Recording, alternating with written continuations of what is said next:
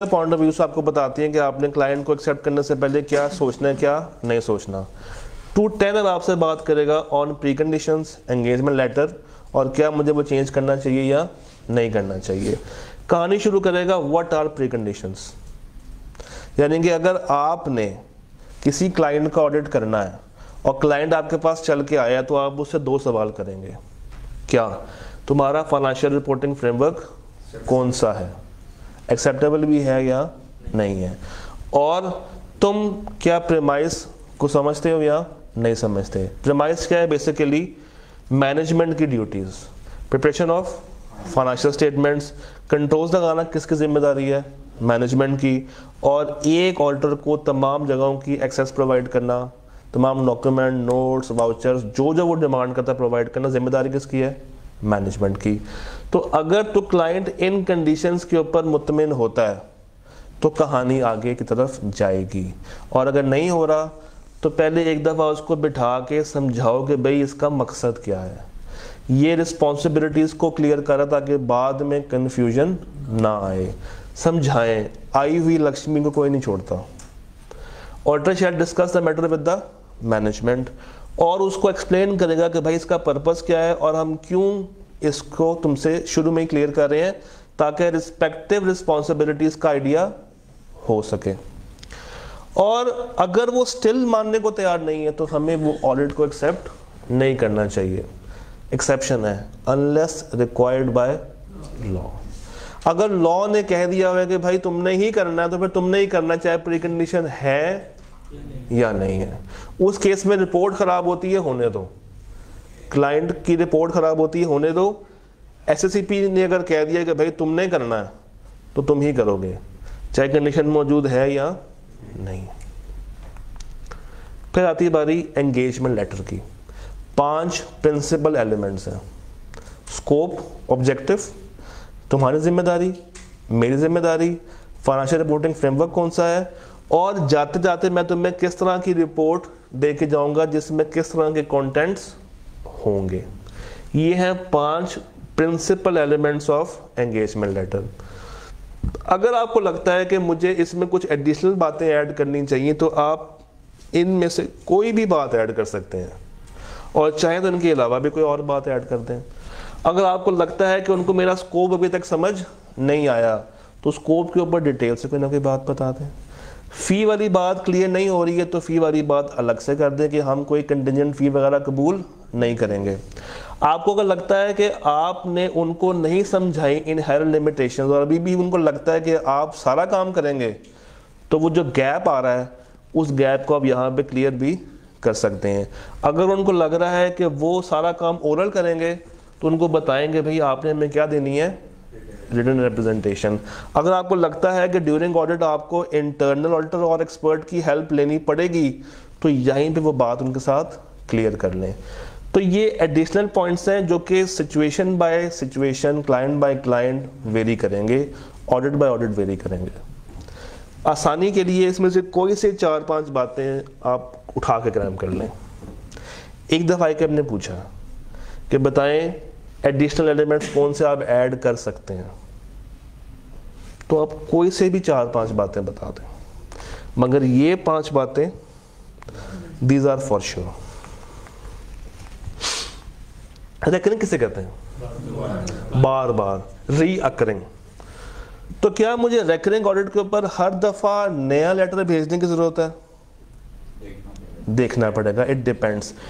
अगर तो कुछ ऐसे मामलात हो रहे हैं कि लोग बदल रहे हैं, काम बदल रहा है, ओनरशिप चेंज हो रही है, स्ट्रक्चर चेंज हो रहा है, स्टाइल चेंज हो रही है, सीनियर मैनेजमेंट जा रही है, लॉ नया आ गया है, कोई नई रिक्वायरमेंट्स आ गई हैं, फाइनेंशियल रिपोर्टिंग फ्रेमवर्क चेंज हो गया है, अगर तो ये जेन्युइन सर्कमस्टांसेस एग्जिस्ट करते हैं तो मुझे वो लेटर दोबारा से भेजना पड़ेगा। और अगर नहीं तो एक चीज़ मुझे कंफर्म करनी पड़ेगी कि क्या मैनेजमेंट को अभी भी ये पुरानी बातें पता है या नहीं। अगर उनको स्टिल कोई कंफ्यूजन है तो मुझे फिर से वो लेटर भेजने की ज़रूरत है। और अगर आपको लगता है कि लास्ट टाइम मैनेजमेंट ओके थी, उनको बातों का पता है और हमें उन्होंने कम तंग किया था, तो आपको वो लेटर दोबारा भेजने की ज़रूरत नहीं। ड्यूरिंग ऑडिट अगर वो आपसे कहे कि भाई चेंज कर दो, ड्यूरिंग ऑडिट, चलते ऑडिट में, ये कहानी थी, ऑडिट अभी स्टार्ट नहीं हुआ था, उससे पहले पहले की, अब ऑडिट स्टार्ट हो चुका है। ड्यूरिंग ऑडिट अगर आपसे वो कहें कि सर हमें चेंज करवानी है कुछ मामलात, हमारी समझ में नहीं आ रहे हैं, हमें लगा था कि आप लोग सारा काम करेंगे बट आप लोग सैम्पलिंग पे काम कर रहे हैं, तो हमें कुछ समझ नहीं आ रहा, देखो कि क्या जेन्युइन चेंज या रीजनेबल चेंज मांग रहे हैं या नहीं मांग रहे हैं। अगर तो जेन्युइन चेंज है तो कर दो और साथ उसको डॉक्यूमेंट कर लो, और अगर जेन्युइन चेंज नहीं है तो विड्रॉ कर लो, और जाते जाते बता दो टू दो चार्ज विद गवर्नेंस, इनको भी बता दो, फर्म में भी बता दो, और एससीपी को भी बता दो। कल आप लोगों ने एक पॉइंट पढ़ा था, पहला टाइम पे ना हो, सब्सिक्वेंट टाइम पे ना हो, कैजुअल वैकेंसी टाइम पे ना हो। चौथा पॉइंट क्या था? Appointed auditor is unwilling to act. Unwilling क्यों होगा? क्योंकि चलते ऑडिट में इनको कोई ना कोई चुल मची होगी, जिस चुल की वजह से वो आवाजार होके जाने में क्या होगा, ज़्यादा इंटरेस्टेड होगा। ये एक समरी है इसकी, 4 बातें थी, प्री कंडीशंस, लेटर, रेकरिंग और एक्सेप्टेंस। प्री में फाइनेंशियल्स, कंट्रोल्स और तमाम तर एक्सेस। अगर नहीं है डिस्कस करो, एक्सप्लेन करो, स्टिल नहीं मानते तो छोड़ दो। लेटर में 5 प्रिंसिपल एलिमेंट्स हैं प्लस एडिशनल। 5 कौन से हैं? ऑब्जेक्टिव स्कोप, रिस्पॉन्सिबिलिटियाँ उसकी, मेरी, एफआरएफ और रिपोर्ट के कंटेंट्स। रेकरिंग, देखो कि क्या मुझे चेंज करने की ज़रूरत है या नहीं, लिस्ट कौन सी है, वही पिछली वाली, और अगर है तो चेंज कर दो, अदरवाइज वहाँ से छोड़ के निकल जाओ। तो 210 शॉर्ट, स्वीट एंड सिंपल आईकैप को बहुत पसंद है, इतना पसंद है कि let me show you one thing.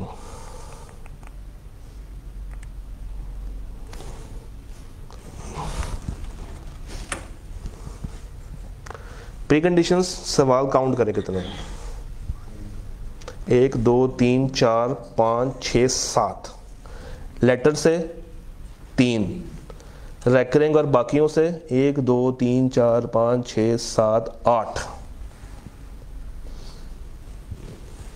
ये है नंबर देने वाला सवाल। चैप्टर 1 एक्सेप्ट कंपनीज एक्ट आसान है, नंबर दे के जाता है। चैप्टर 2 का 210 आसान है, नंबर दे के जाता है। 13 अगर आपको टेक्निक समझ आ गई है कि करना क्या है तो आप उसको बहुत आसानी से प्रेजेंट कर सकते हैं। अच्छा, चैप्टर नंबर 2 में एक आइजा 220 भी है जो अभी अभी रिवाइज हुआ है।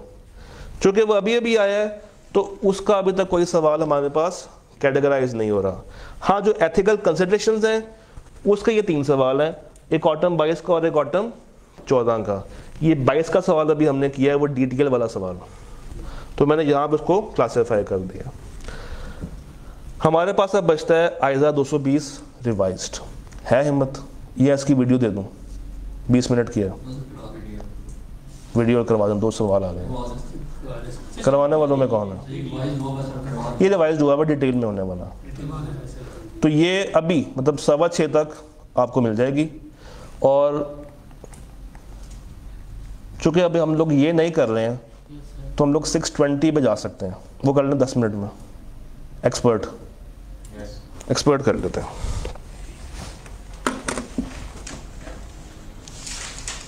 If needed. तो ये आपके लिए माल तैयार रखा हुआ था। रिलायंस ऑन अदर्स, इसमें 2 बातें हैं, 610 और 620। 610 is about internal, 620 is on expert. Expert कौन होता है बाय द वे? वो बंदा जो कि अकाउंटिंग और ऑडिटिंग के अलावा अपनी फील्ड में एक्सपर्ट हो, अपनी फील्ड में वो उस्ताद हो। क्यों? क्योंकि अकाउंटिंग और ऑडिटिंग के उस्ताद कौन है? जिनको IFRS 15 नहीं आता, 16 आता है, कॉम्पिटेंसी गायब है। एक्सपर्ट हर वो शख्स या हर वो इदारा जिसके पास स्किल्स हैं, नॉलेज है, एक्सपीरियंस है, मगर कहाँ पे? इन फील्ड्स अदर देन अकाउंटिंग और ऑडिटिंग। कुछ एग्जांपल्स हमें यहाँ पे देखने को मिलती हैं, कहाँ गई? क्या होंगी कुछ एग्जांपल्स? साहिब है रीवैल्यूएशन, लॉयर्स, टैक्सेशन और डॉक्टर्स, इंजीनियर्स और ग्रेचुटी निकालने वाले, वैल्यूअर्स, एस्टिमेशंस करने वाले। तो हर वो बंदा जो कि अकाउंटिंग और ऑडिटिंग से हट के है वो कौन है? आपका एक्सपर्ट। अगर आपने एक्सपर्ट को लेकर आना है तो सबसे पहले उसकी कॉम्पिटेंस, कैपेबिलिटी और ऑब्जेक्टिविटी को देख लें। क्या मेरा एक्सपर्ट वाकई में कॉम्पिटेंट बंदा है या नहीं है? क्या मार्केट में लोग उसको कॉम्पिटेंट मानते हैं या नहीं मानते हैं? क्या वो इतना काबिल है कि मेरे काम को समझ के मेरे मुताबिक काम करके मुझे मेरे मुताबिक रिपोर्ट जनरेट करके दे? क्योंकि ये नुमाइंदा उनका नहीं है, हमारा है। हम मार्केट से पकड़ के उसको टीम का पार्ट बना रहे हैं। तो उसके साथ डिस्कशन करें, उसको बिठा के उसका इंटरव्यू करें ताकि वो आपसे खुल के बात कर सके। और अगर आपने उसके साथ पहले काम किया है तो उसके पिछले काम का पहले जायज़ा लें कि वो आपके साथ कितना मैच्योरिटी के साथ काम करके गया। नॉलेज लें कि उसकी क्वालिफिकेशन क्या है, क्या उसका ताल्लुक किसी प्रोफेशनल बॉडी के साथ है या नहीं है, क्या उसके पास काम करने का कोई लाइसेंस है या नहीं है। ये सारी चीज़ें मुझे देखनी पड़ेंगी उसकी कॉम्पिटेंसी, कैपेबिलिटी और ऑब्जेक्टिविटी को आइडेंटिफाई करने के लिए, तभी जाके वो इंडिपेंडेंट एक्सपर्ट कहलाएगा। और कोशिश ये करनी है कि ये मैनेजमेंट के साए से महफूज रहे, अदरवाइज वो उसको इन्फ्लुएंस कर सकते हैं। अच्छा, किसी भी बंदे को उठा के मैं एक्सपर्ट बना लूँ? नहीं, मुझे उसके साथ शुरू में कुछ मामलात को तय करना पड़ेगा। वो मामलात कहलाते हैं प्री कंडीशंस। तो अभी भी हम क्या पढ़ के आए हैं? Pre conditions. वो कौन सी थी? ऑब्जेक्टिव और स्कोप किसका? ऑडिट का। रिस्पॉन्सिबिलिटियाँ उसकी, रिस्पॉन्सिबिलिटियाँ मेरी। FRF कौन सा होगा और रिपोर्ट के कंटेंट्स कौन से होंगे? इस सारे मुद्दे के अंदर FRF वाली बात कुछ हजम नहीं होती है कि इसका तो कोई फाइनेंशियल रिपोर्टिंग फ्रेमवर्क नहीं होगा। मगर एक कंसर्न है हमें, अगर एक हम बंदा बाहर से अंदर कर रहे हैं कॉन्फिडेंशियलिटी, तो इन 5 बातों में से चौथी बात निकाल के एक और पॉइंट ऐड कर लो कि हम उससे क्या लेंगे? हल्फ लेंगे। नेचर, स्कोप और ऑब्जेक्टिव, रिस्पॉन्सिबिलिटी है उसकी और मेरी, form of expert report, confidentiality requirements, ये वाली बात ऐड कर लो तो गेम आपके लिए क्या है? आसान है। फिर बंदा आ गया। अब वो बंदा हमें बड़े प्यार से चूना भी लगा सकता है, हमें क्या पता कि वो काम सही कर रहा है या नहीं कर रहा, मगर हमारे पास एक तरीका होता है। क्या है हमारे पास वो तरीका जिससे हम उसके काम को चेक कर सकते हैं? आजकल के दौर में दुनिया बहुत जदीद हो चुकी है। गूगल कब काम आएगा? गूगल भाई, उसने अगर कोई टूल इस्तेमाल करना है तो आप एटलीस्ट उस टूल के ऊपर तो गूगल कर सकते हो कि अगर इस तरह की कोई रेटिंग आ रही है तो उसका क्या मतलब है। एक बंदा अगर मैं लेकर आ रहा हूँ तो वो क्या क्या काम करेगा। अगर गूगल कह रहा है कि इसने 6 काम करने हैं और वो 2 काम करके खुश है, और 2 काम करके या 2 तरह के प्रोसीजर्स लगा के वो आपको रिपोर्ट दे रहा है, तो आप एटलीस्ट ये तो कहोगे कि भाई तुमने ये 6 काम करने थे, तुम 2 काम करके जा रहे हो, मैं तुम्हारे काम से मुतमिन नहीं हूँ। तो आपको उसके काम के ऊपर अंडरस्टैंडिंग हासिल करनी पड़ेगी, अदरवाइज वो आपको फ्रॉड दे के जा सकता है। पैसे ले लेगा पूरे, काम करेगा आधा। फिर काम उसने कर दिया, अब हम कौन है? पाकिस्तानी। और हमारा मेन टास्क क्या होता है? अगर मैं किसी को पैसे दे रहा हूँ तो मैं उससे मैक्सिमम काम करवाऊंगा, निचोड़ दूंगा उसको। यही काम स्टैंडर्ड ने भी बता दिया। उसने कहा कि तुम उससे काम करवाओ, और अगर तुम उसके काम से मुतमिन नहीं हो तो मजीद काम करवा लो। आपने सबसे पहले रीजनेबलनेस चेक करनी है उसके काम की, यानी कि उसकी कंक्लूजन्स की। उसके बाद देखेंगे क्या उसका काम कंसिस्टेंट है या नहीं है, जो उसने अजम्पशंस लगाई हैं वो ठीक है या नहीं। ये कहाँ से वेरीफाई कर रहे होंगे? गूगल से, और आजकल तो एक और भी शशका है, चैट GPT। अगर आपको लग रहा है कि उसका काम एडिक्वेट नहीं है तो आप उसके साथ एडिशनल काम तय कर सकते हैं, या उसको फारिग करके आप आगे खुद से भी काम कर सकते हैं। इस चैप्टर की आखिरी बात वो ये है कि क्या मुझे उसका काम रिपोर्ट में डालना चाहिए या नहीं। डालूं या ना डालूं? इतना स्ट्रेट नो।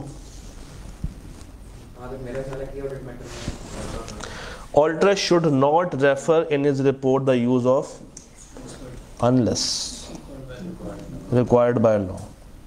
तो कभी भी स्ट्रेट यस स्ट्रेट नो ना किया करो, हमेशा सियासी बयान दिया करो।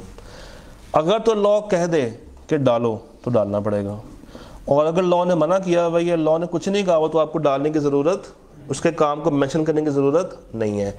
बट अगर आप मेंशन कर रहे हो अपनी रिपोर्ट में तो साथ ये भी बता दो कि भाई इसके काम को ऐड करने की वजह से मेरी रिस्पॉन्सिबिलिटी ख़त्म नहीं हुई, मेरे काम को ये रिड्यूस नहीं कर रहा।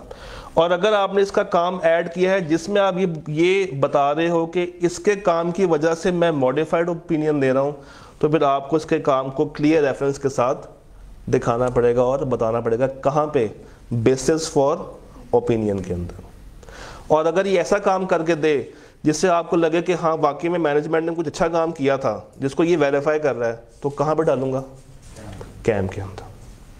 डन। 620 का ये सवाल है। डेफिनेशन और एग्जाम्पल से 2 सवाल आए हैं, ऑटम 20 और ऑटम 17। कॉम्पिटेंस, कैपेबिलिटी, ऑब्जेक्टिविटी के कितने सवाल हैं, 4।